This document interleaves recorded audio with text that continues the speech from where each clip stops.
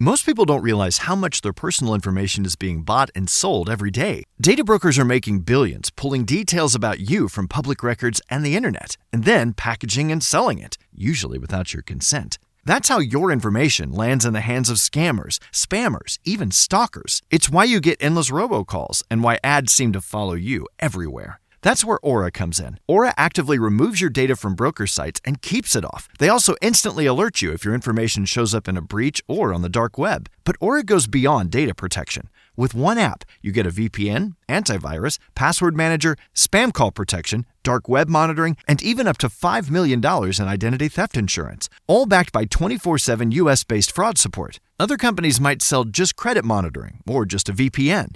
Aura gives you all of it, together, at the same price competitors charge for just one service. Start your free trial today at aura.com/remove. Protect yourself now at aura.com/remove. Hashtag no music, no intro. We are back. The Saints Block Party podcast presented and brought to you by Precious Works LLC. For any of your business website needs, reach out to our guy, Bajan. He will get you hooked up. And it is an honor, a privilege to have on our show, joining us, a recurring guest, and we're going to get into that in a little bit, NFL Daily's own Gregg Rosenthal, coming on to SBP, talking Saints.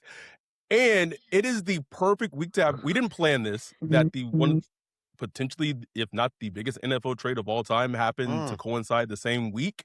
We didn't plan it. It was just happenstance.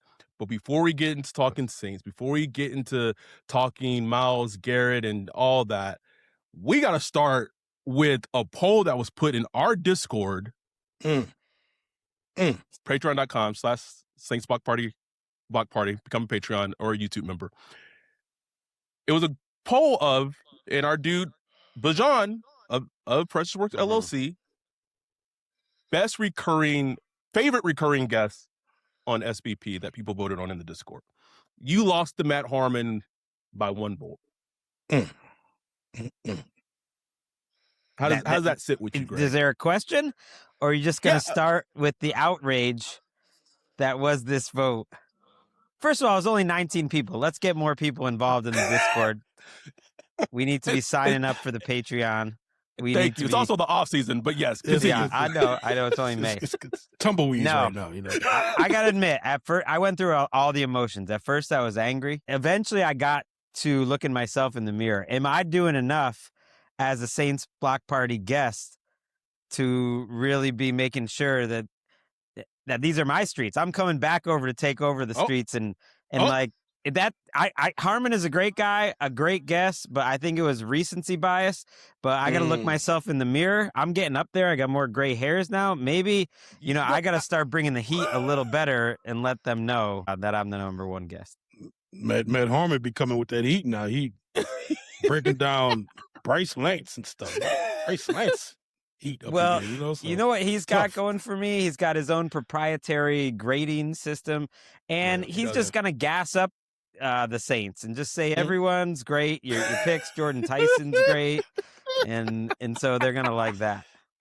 Oh, so you're saying that because you are like a realist, you keep it real, that keep it 100, get deemed a little bit because of that. Well, I came on this show, and I remember Wolf didn't like it back in the day, and I was like, yeah, I don't know if Derek Carr is going to be that great for y'all guys. Like, you guys were leading the parade. Called it.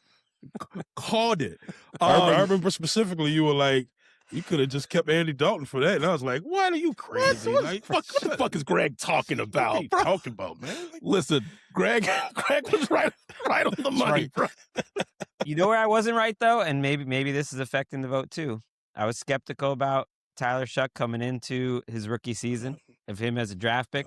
And I'm sure you got a lot planned here, but I am always happy to recognize when an evaluation going into the draft was wrong once you're in the NFL, because I believe 3 games in the NFL is worth more than your entire college career. That's what I care more about, what you showed me when you played in the NFL. And I've gone through Shough's tape this offseason. I liked watching him live too.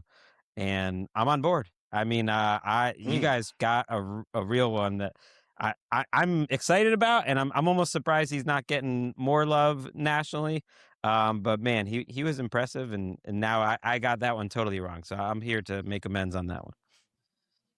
He was extremely impressive. I do feel like if we start here, like people might just turn the podcast off because as a realist, and I'm going to kind of let Ryan take the lead. But you said something on NFL Daily about a certain tweet and a picture of quarterbacks recently. You know, Mahomes, Brees, that kind of got some traction, and I point to Ryan as like the Drew Brees expert.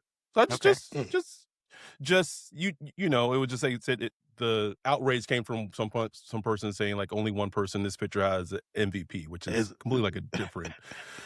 Like don't get me started. I actually put that tweet on the timeline just because I wanted to get the Saints fans at what was my boy? So it's not film analysis. I forgot his name, but I watch his YouTube all the time. Anyway, I had to get the Saints fans on the man and I know Gregg was like, oh well, I mean, obviously Brees wasn't better than Brady and Aaron Rodgers and Peyton Manning. Like, no, it ain't obvious. It ain't. It is not obvious. It's not obvious. There's a debate to be had there. There's a legitimate debate. I mean, there's a 4-time MVP in Rodgers. There's a 5-time MVP in Manning. There's maybe the greatest player I've ever seen enter the league for his first 7-8 years in Mahomes, although it's getting a little weird.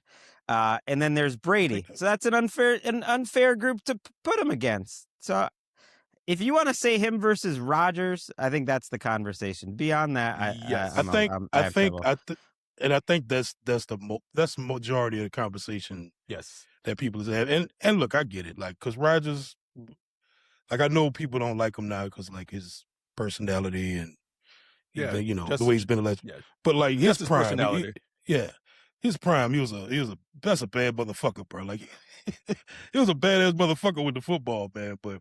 Still, man, I think he's crazy. He almost reminds me of if to use a tennis analogy, not that anyone follows tennis, but like he's a little Federer, like in that he was around when the other greats were around. And I think if you took Rodgers' very best, I mean, it was better than Brady and Brees and Manning and maybe even Mahomes. Like it might, like him in his 2011 or 2015, the whatever those MVP seasons were. Chris Wesseling used to say it all the time. He's like, that's the best I've ever seen any quarterback play. And I can see it, like him at his very best, but he wasn't nearly as consistent as Brees was. Not even close. Yeah, I think that's Brees' superpower though. Like the consistency, and like Cosell talked about it when he was on here. It was just like just from like a football, like a quarterbacky nerd standpoint. I just love watching Brees. I know I'm biased, but like it just looked like a quarterback supposed to look like, just like day in, snap in and snap out. Like every game, it was just like same. Like perfection, man. I don't know. I just think I feel like he's unappreciated, which is stupid to say because he's like going to the Hall of Fame. Like he's going to the Hall of Fame, like literally in the first ballot. So he's not underrated. You know what I'm saying? Like, and unlike Peyton Manning, he didn't start like squeezing the ball a little harder when the games got bigger. You know, I do think that's a fair knock against Peyton Manning, which stands out a little bit to me. And Brees was not that guy. I just set that up just to get Gregg to have lower votes if the poll is done again. They turned it off. They turned it off. No, but it's telling me I got to bring more energy. It's early June. We're talking Saints. I thought you were going to bring up. You just happened to have me on the day that Alvin Kamara showed up to work by surprise. Let's get into it. I think everyone, fans and Saints included, were completely surprised by him showing up to OTAs today. Yeah. And the sense that I've gotten and kind of been told is that AK and his team, his agent, like they want to know how the Saints are going to move forward. Are they like, am I going to be on the team or am I not? Like, I just need some clarity. And something Ryan and I have talked about just in regards to, like, you can make the argument like it makes complete football sense to release him. You know, he's an aging running back, whatever. But it's just weird how the Saints have been this, like, they still don't know what they want to do. It's like what's the holdup? Like, it's a weird kind of situation that they're kind of putting AK in as well, because Kellen doesn't know. Like, his answers at the podium are just all over the place. So, what were your thoughts when you saw that?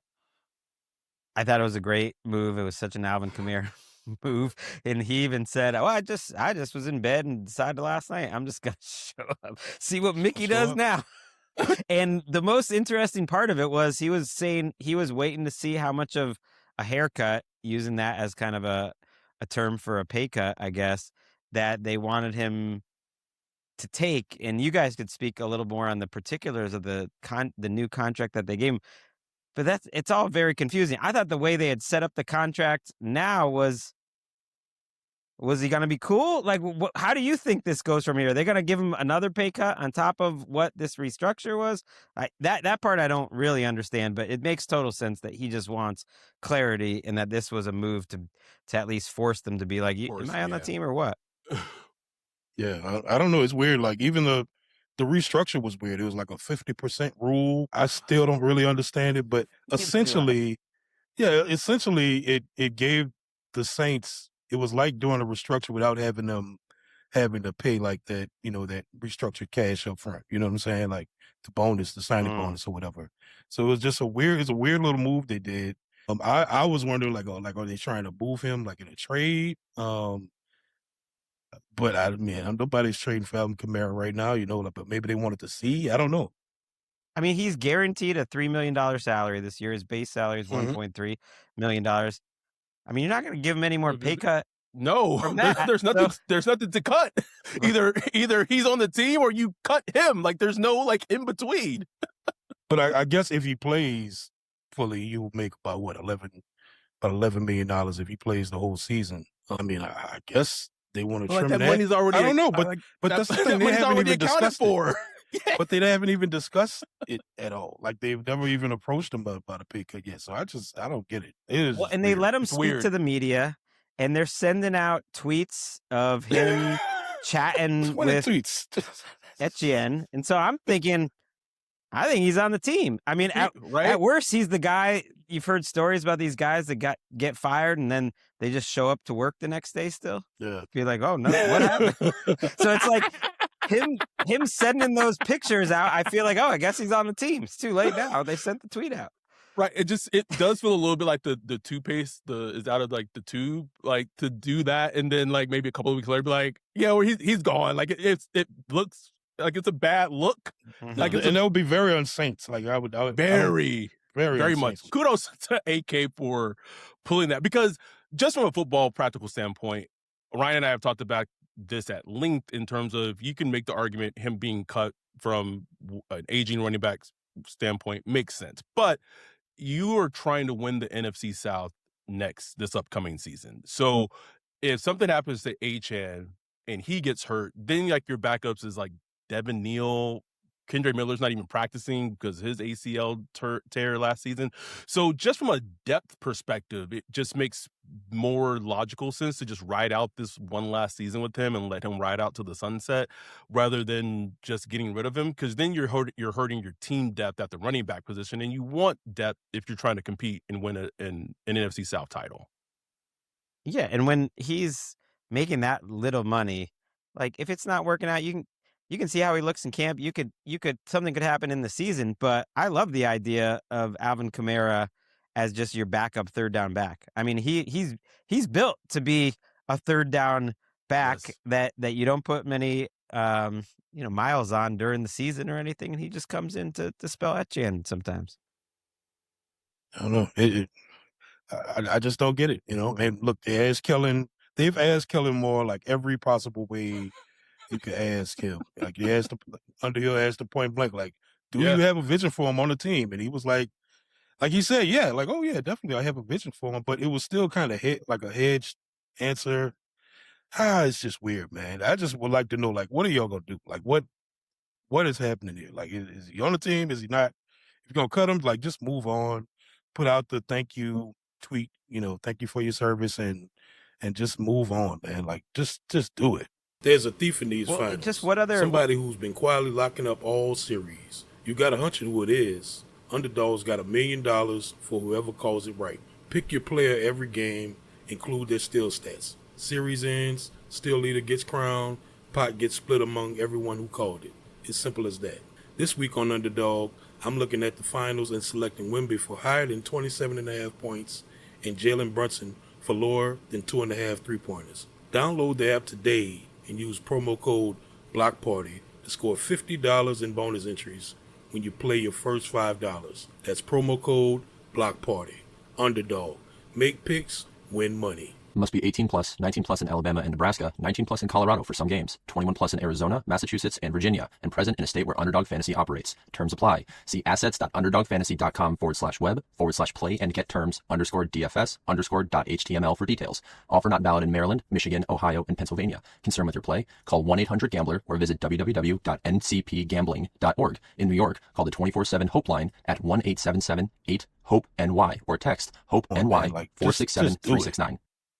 Well, just what other team has a coach at the podium talking about like maybe the biggest legend left on the team in terms of just being with the team a long time and be like, well, he showed up today and that was unexpected. Like just why is Kellen even saying that? Right. Like it's just like it felt like that's no PR training. Like, yeah, Alvin came in today. It was great to see him. Like it's good to see him, you know. I love Kellen, him not being able to lie is fantastic. He can't lie, man. But let's just holistically, big picture. You said you watched a lot of, all of Tyler Shough and breaking him down this, dog days of summer. What is just your impression of the Saints as a whole going into 2026? Free agency's passed, draft is passed. Like there may be some tweaks that happens in terms of, after preseason and cuts and veterans pick, whatever. But like this essentially is going to be the team that we expect to have in field 53 players. Just as all the dust is settled, like where are you at in terms of the 2026 versions of the New Orleans Saints? Yeah, big picture, a little concerned about the defense. I think the ceiling is relatively low. And I think the offense, and this kind of speaks to the team in general, is one of the biggest boomer bust teams in the NFL. Like one of the teams where the ceiling and the floor are the furthest apart. And it's mostly just because of injuries. I'm not telling you guys anything you don't know. Yeah. But the way that Shough plays, he takes a lot of hits, so I still do worry about him. I mean, he proved durable, but man, he takes a pounding, at least the way he played last year. And then the offensive line, like if it clicks and everyone's healthy, Tyson and Olave stay healthy, that could be a really good, fun offense with a legit high ceiling if the offensive line is a top 5 offensive line, which I don't think is that crazy, top 5 to 10. But man, there's also you take 3 or 4 pieces out of it, which considering the injury history with a lot of the guys of the whole offense I'm talking about, and then it just all falls apart. So I actually think they might be the most, certainly the most dangerous other than Tampa. But yeah, the team in the NFC South, along with Tampa, that obviously has the highest ceiling, but it's also, I think it's a boomer bust type of team. No, you spot on, and you can go deeper than that because you got Olave with the concussion issues. Luckily he was all clear last year. Then you got Tyson, well-known hamstring issues. They've taken the approach to kind of ramp him up this offseason, which I actually do like. But even like Devon Villay, he constantly dealt with injuries just from the way he plays. Real physical player. He just gets nicked up. It's everybody, man. Like McCoy, even like Fuaga. Those two really stand out. Those are the two big ones because they're such a vital piece in terms of if the offensive line can be truly good, like top 10 good, that means Eric McCoy's playing 10 plus games. That means Fuaga, not only is he playing 10 plus games, but he looks more like his rookie version of how he looked at right tackle than his second year. I know people just think that like, oh, like David Edwards, like he's a decent offensive lineman, like cool. I don't people truly don't understand how bad that left guard position was for the Saints. It was atrocious with pinning, with reduns, and just the revolving door. So even him just being there will help improve the offensive line so much. But like you hit it on the head, it's just the injuries and can they stay healthy is such a huge thing.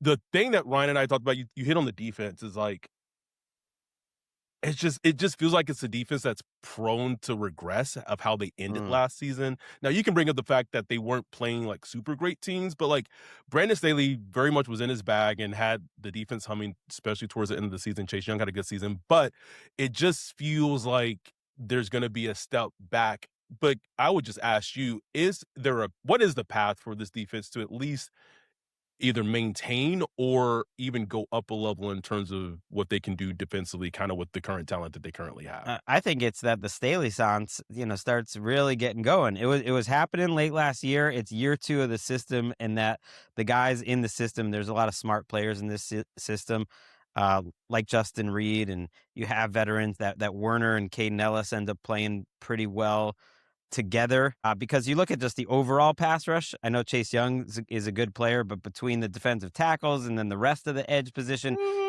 Nothing. it's pretty low. It's pretty low. So you're counting on scheme and continuity and kind of being greater than the sum of their parts. And your guy, Kristen Miller, coming out and being one of the better rookie defensive linemen, which I think is possible. I think it's possible. They need it, man. Like, they need somebody to pop off. I was fascinated you and Ali had selected Chase Young, I want to say like 22nd, like y'all did the 32 pass rushes or whatever. 20, which was like, it was kind of spot on. Like the spot, I thought was a good spot for him. But it was crazy just seeing him kind of come alive last year, because I think both me and Adam were kind of skeptical when they re-signed him. They gave him the 1-year deal, brought him back, and it was like cool. Like he was a solid player, but it's like he always left us a little something on the bone. Like you just want a little more from him. Then he started the season missing like 5 games. It's like, here we go. Here we go again. But after that, man, he came on like, damn, like this dude here, he was playing, bro. And what really got me is like fourth quarter, like third down, fourth down, third and long. Like that's when he was making plays. So I don't know if he will ever be like like that number 1 pass rusher, 18, 19 sacks, stuff like that. But I think if we got him a partner or somebody on the other side that could really, light it up, I think that'll help. And obviously some interior pass rush, which they just have none. Like they have no interior pass rush whatsoever. None. Yeah, he was the guy in that exercise, because it takes a lot of work putting that list together. That I realized. Hell yeah, yes indeed. I realized, and I'm the one that took him, so I don't know when Ollie would have taken him, but I realized like the statistical case for him was elite last year, and he was getting into the portion, and Ollie pointed this out. He's like, okay, some of the guys getting taken, before him, they've been more complete players. They almost used him as a real situational rusher. He didn't, like, snaps wise, even per game, he wasn't always on the field there. But when you went for the quick pressures and the pressures per snap and hitting the quarterback per snap, like the only guy other than Myles Garrett that was like beating him was Nick Herbig, who's another like situational guy and just went nuts and just got $100 million from the Steelers. Yeah. Statistically, if you just looked at the next gen numbers, he put up like top 5, like just true edge. Like this is what we were hoping Chase Young would always be. And maybe it was just a little bit of maturity, getting healthier and everything. But he was great last year. You're right. They just need someone else with him. I do find it very interesting that 2 people this week got paid. Drake London paid. Nick Herbig got paid yesterday. I don't know what time it is anymore. Sorry, guys. And then today at OTAs, and maybe there's no correlation, but Chase Young and Chris Olave were not at OTAs today, no. And they had been in OTAs previously. No, so there was definitely correlation. Wait, Chase Young, you think is looking for more money already? I think it would be a hard. I don't know if it had anything to do with the contract, but I think his average is like 18 million. Like what they brought him back for last season was very under market. But that at that point he hadn't really shown like it made sense. So I think he's getting like 18 mil per year, and then you see that someone is an edge rusher and they got a 4-year, $100 million extension. You're like, oh, wait, interesting. Now I do say like, if I'm the Saints, I was like, hey, I need to see it one more season. Like, I need to see you fully healthy a season and cool. Like, let's talk about that. But I feel like I'd be remiss if we didn't talk about the Myles Garrett thing. And I have my view on it as a Saints fan of like what it meant to me. But having listened to the episode that you and Jordan did, also I just want to give shout out, sending rest in power to Tucker. I know Jordan's going through it. Love Jordan, and I know she's going through it. So we're just giving love and giving rest in power to Tucker. because we love you guys on the both you guys on the podcast. But your first just initial reaction when you get the news and it just hits you. Oh, we were mid-taping. We literally me and Nick Shough were in the middle of talking about whether Myles Garrett could get traded or not. Like, no way. And our producer's like, oh, no, you can just pivot. And I was like, no, we're throwing all that out. Let's go live. What's the point of that? Because the buzz started popping up to the point where it started getting believable. But I just went back to that the Rams do things their own way, and I love that for them, for their fans, because it is a risky trade. There was even a question at the press conference, and I think the question was unfair, but it was funny, where the guy asking was, well, now you're in a situation where you go from a team that was a work in progress for a long time to a team that if you don't win the Super Bowl, it's going to be a major disappointment. Yes. And Sean McVay was like, whoa. He literally was at the party, was like, that what you really think? And everyone's but it's like, true. Yeah, it absolutely is true. Like the Rams now, it's different, but they remind me of those like 2018, 2019 Saints, where as a fan, that's a whole interesting conversation. It's like, would you rather be the team where you're not expecting to have a good season, then you just have like this just fun, exciting seeding, or would you rather be the team where you're a perennial, like you should be in the, like the Lions? I would say the Lions are kind of a similar team right now, where if you don't go to the Super Bowl and win, it is completely a disappointment. And as a fan, the Bills, like as a fan, like that's a kind of a crappy place to be as a fan. Yeah, but you get Myles Garrett, and yes, it does give him a better chance for this year. I think Jared Verse is a really good player who has some limitations, but Jared Verse plus 3 picks is crazy. The evaluation that to me is the most exciting, I can't wait to watch it with him having Kobe Turner there, and then Byron Young's on the other side, and Poona Ford and Fisk. Like they got dudes around him. Is playing with the lead. Jordan even said it. I think they evaluated him like as good as everyone knows. Like, oh yeah, Myles Garrett, like. He just won Defensive Player of the Year. As good as he is, I think the real football sickos are like, no, it was insulting to him that for so many years it'd be like, is it Garrett or TJ Watt? And you got all these Steelers fans being like, well, if you look at this or what, it's like, no, this guy is the closest thing we've had. Other, JJ Watt and Aaron Donald and Myles Garrett, they're in a tier to themselves, I think, in the last 15 years. Peak Watt, Donald, and Garrett. And what you could still do with this dude, with the rest of the talent they have, it could be special. Most people don't realize how much their personal information is being bought and sold every day. Data brokers are making billions, pulling details about you from public records and the internet, and then packaging and selling it, usually without your consent. That's how your information lands in the hands of scammers, spammers, even stalkers. It's why you get endless robocalls and why ads seem to follow you everywhere. That's where Aura comes in. Aura actively removes your data from broker sites and keeps it off. They also instantly alert you if your information shows up in a breach or on the dark web. But Aura goes beyond data protection. With one app, you get a VPN, antivirus, password manager, spam call protection, dark web monitoring, and even up to $5 million in identity theft insurance, all backed by 24/7 US-based fraud support. Other companies might sell just credit monitoring or just a VPN. Aura gives you all of it, together, at the same price competitors charge for just one service. Start your free trial today at aura.com/remove. Protect yourself now at aura.com/remove. Crazy. I was crunching some stats yesterday, and I think it was like 40, like Myles Garrett played like 40% of his snaps with the Browns trailing, like behind. And like Jared Verse, just in his 2 years with the Rams, it was like 24% trailing or something like that. So like just from a pass rusher standpoint, like Garrett is just going to be able to feast, bro. Like it's going to be ridiculous. Just a ridiculous trade, but like a fun trade. And the fact that it started out with like some Green Bay podcaster who like was tweeted out. It's like, yeah, he's like, and I looked, I was like, I didn't even respond to it. I saw it, I was like, that's some bullshit. Like that's like, who is this guy? Does he even have a check mark? Like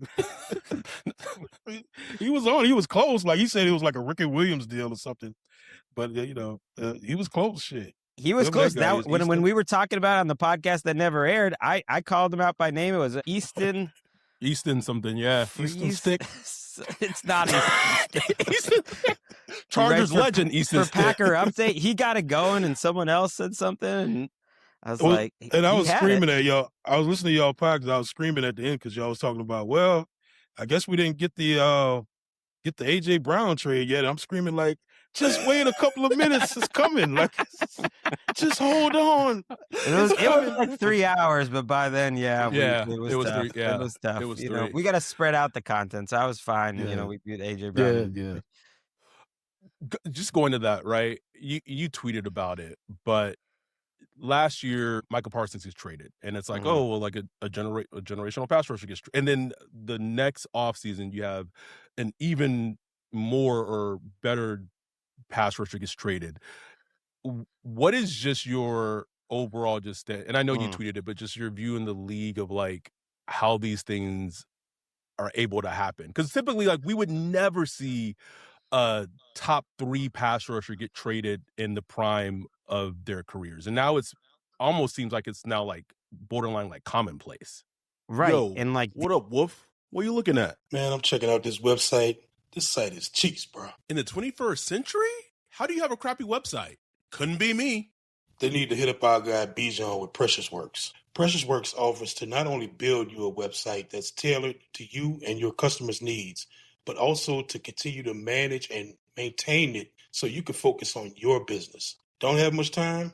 Precious Works is just what you need. No out-of-the-box stuff like Squarespace or Wix. Precious Works will create a site for you. You won't have to worry about plugin updates, security, or things like that because Precious Works will maintain all of that and be available to you 24/7.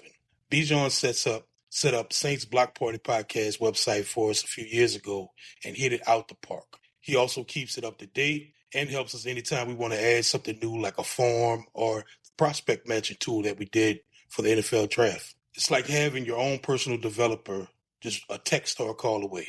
Precious Works has worked with everyone from small businesses to large firms, so no job is too big or too small. If you're in the need of a website or you currently have one, but you want to upgrade it, give Bijan a holler at Precious Works. You can get with him at Bijan at Precious Works, BIJON at precious.works, or go to precious.works for his website.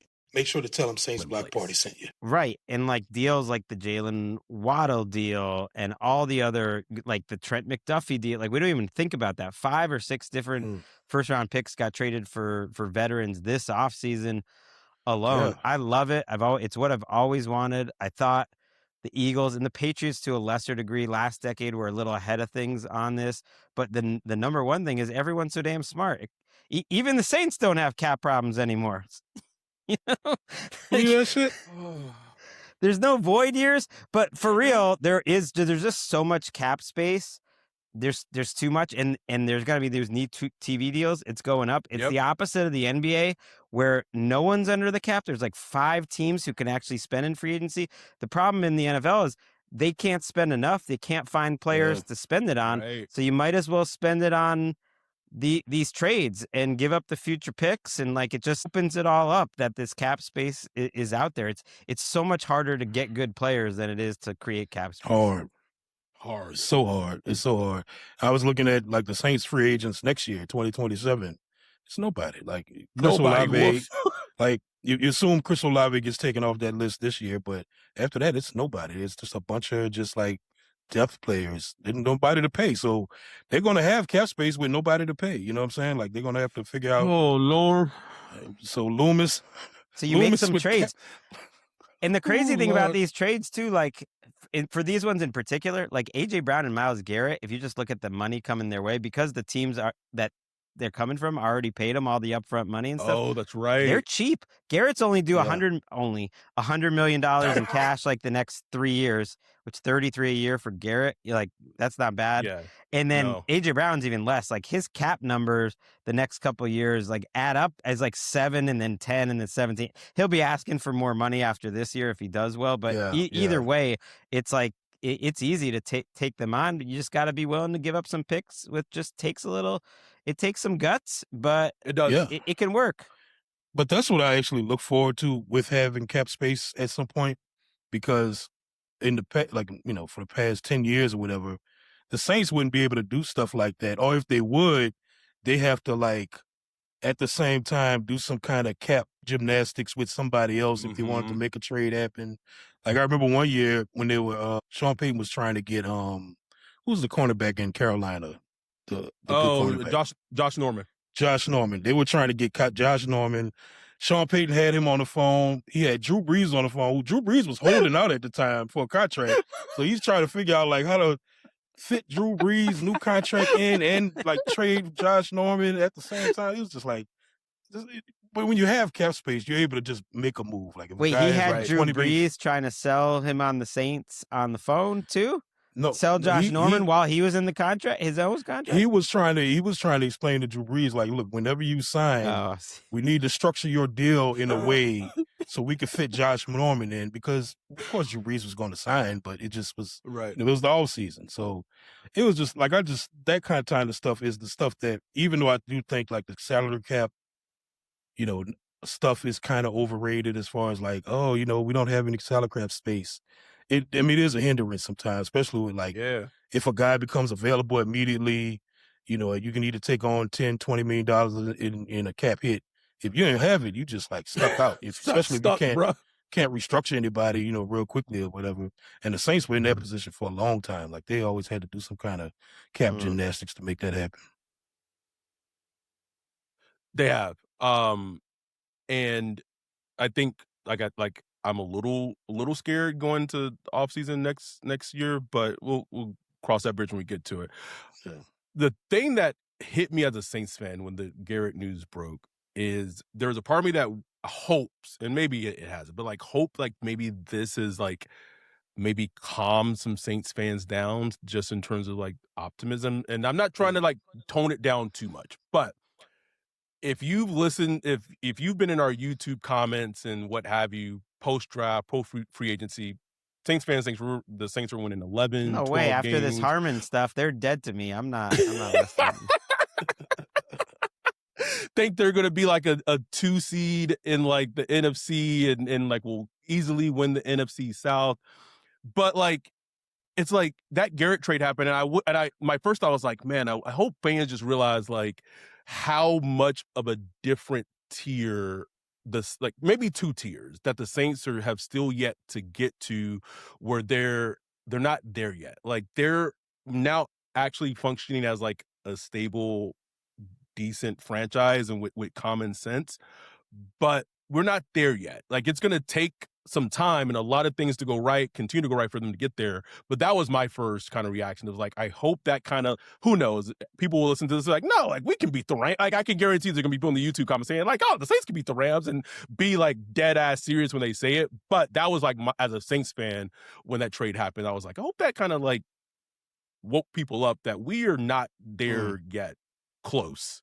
And they could on any given Sunday, but over 17-game season, and we are seeing, for the most part, the best teams coming through in the playoffs. Yeah, there's levels to it. And I thought Micah Parsons was interesting. They asked him about it on Wednesday, what he would say to Garrett, because they're friends and everything. And he was like, the AFC, they got some good teams and everything, but the NFC, and he's speaking from an NFC North player, but the NFC, like there's no easy games in the NFC, and it's true. The bottom is better in the NFC, and the top, there's just more monsters. Like the Saints are not at the level of teams like the Eagles, Seahawks, and 49ers specifically. And then the whole North is a problem. They're at all 4 of those teams are essentially a step ahead, like the Lions and Packers for sure.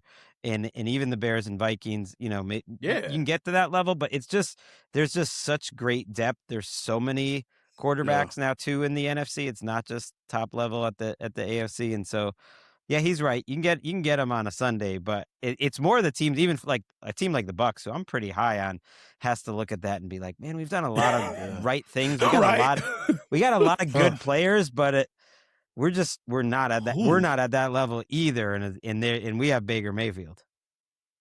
Yeah, and I think Baker takes a like it seems like his career has always been kind of like always up and down. And I feel like after last year, I feel like he's going to have like a good year. Like he's going to bounce back year. And And I just, they do build it the right way. I can't lie. So I think they will be.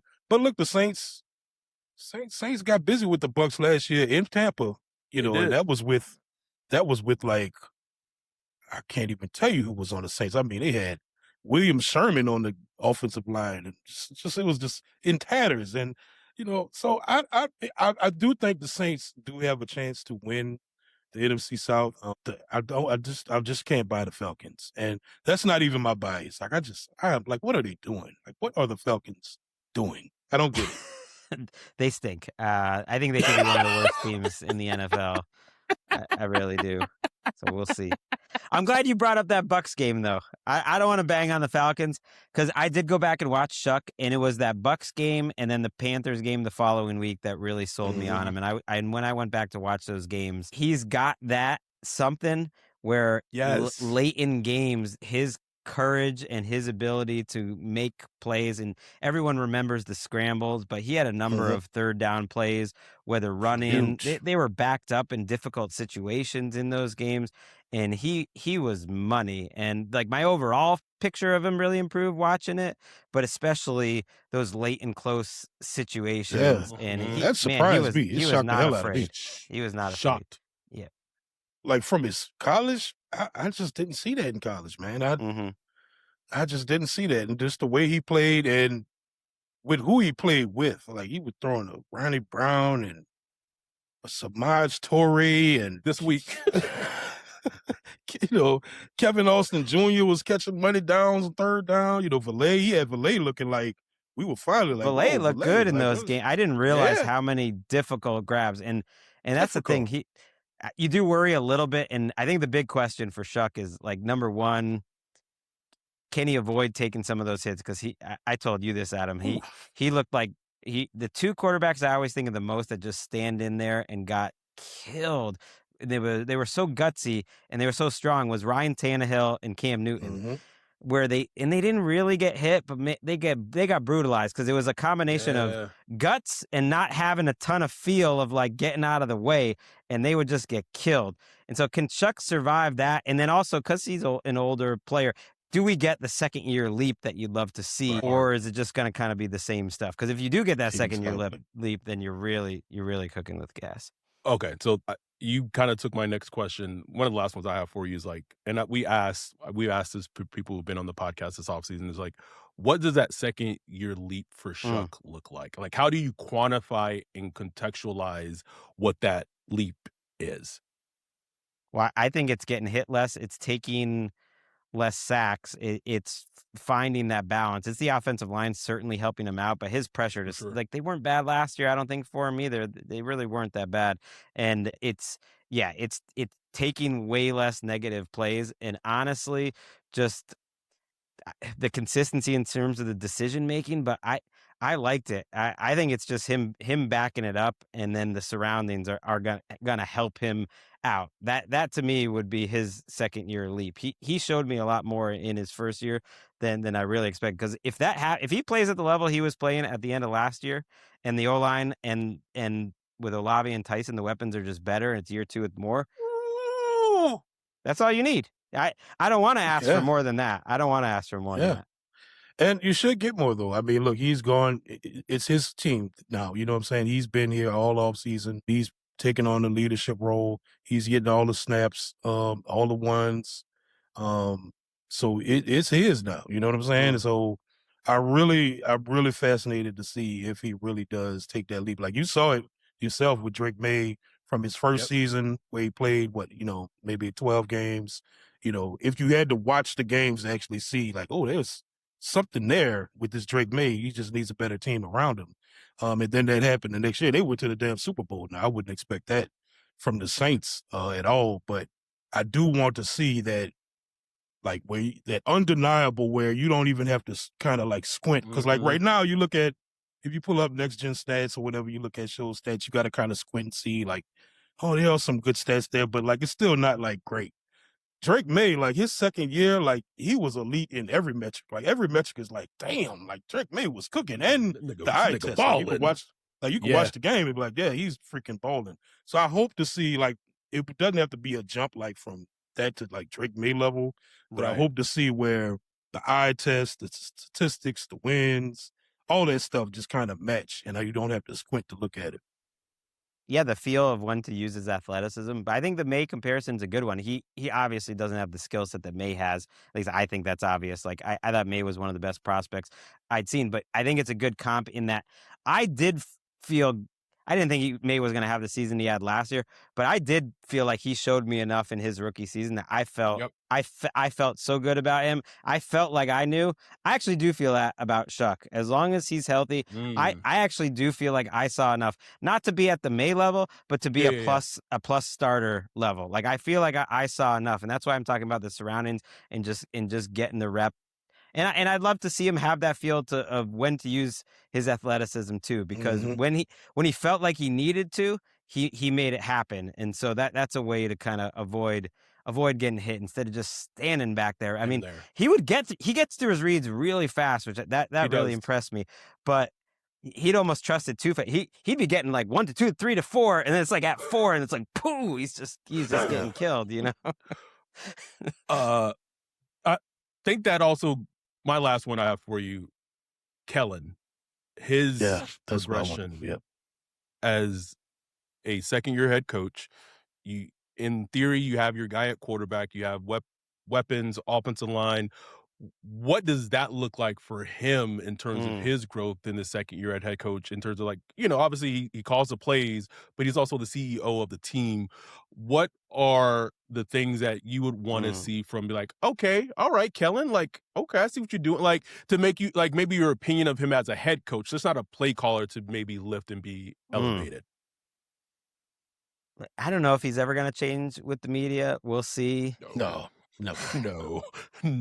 I know it's not answering your question, but honestly, just do the play calling, because that was where I thought he got better late last season, and then I saw the vision. So did the last 7-8 games, and that's why I'm not a Saints hater. I've been negative on this podcast when I've come on plenty lately, because I think there's been stuff to be negative about. Now I was thrilled to watch this, and I was like, damn, Kellen Moore did a great job with what he had and with Shough helping Shough out. He was a huge part of why Shough was so good late last season. And so I think he got into a real flow, knew his talent, knew his quarterback, and he's a real quarterback guy. So I don't care. Just be the dorky guy you are, and maybe you're not going to have the best Mike Tomlin feel of the whole locker room. It's okay. You're just call the plays great. If you keep that going, that's all we need. I will say this about Kellen. I appreciate that he kind of is who he is. He's not faking it at all. Nope. He is just a football dork. That's just who he is, and he talks very matter of factly to people. And I think players, it took them a while to kind of get used to that. But I think you start to see players as kind of okay, I understand who Kellen is. Shough talks about how they text at 10, 11 o'clock at night about random stuff, So he's a young coach. Young coach. He's 36 years old, so he can kind of communicate. I just hope he doesn't fall into that that Mike McDaniels thing where he just kind of becomes more of a peer instead of a head coach. No, but, if he could cook like he's Mike not McDaniels, cool enough. I'd take Mike McDaniels. No. Mike got a little swag to him. He's trying to be friends, and I think players always respect if you just are who you are. You just said it. And I think Kellen is like that. He can be that dork, but players will always prefer that over someone who's just kind of fake or not being real with them, like your last coach. Hello, 100%. Thank you. I don't have anything more for Gregg. Have you got anything else? No, that's it. I appreciate you for coming on, bro. I hope I did enough. I hope I did enough to pass Harmon, to win him over. Don't boo, vote. I'm trying too hard. We got Adam out at the polls. Bruh. He's working 4 straight days, and then I'm checking the results today, and I was like, oh, cool. Cool. We got time. The late votes are might change it up a little bit. Anyway, Gregg, thank you for coming on. Bajan's going to do that poll again in the middle of the off season next year. It's going to be interesting to see what those poll results are, but always a pleasure to have you on. Long time friend and just goes so much beyond football. So thanks for coming on and just chopping it up with us. We really appreciate it, man. No, I appreciate you too. You guys are the best. But forget about next year. Let's do it next week. Come on. Okay. No, now the recency say get my numbers up. Get my numbers up. Anyhow, Whoop and I are going to get out of here. We'll be back maybe this week to maybe recap OTAs. We'll see how it goes. But with that, we are out. Peace.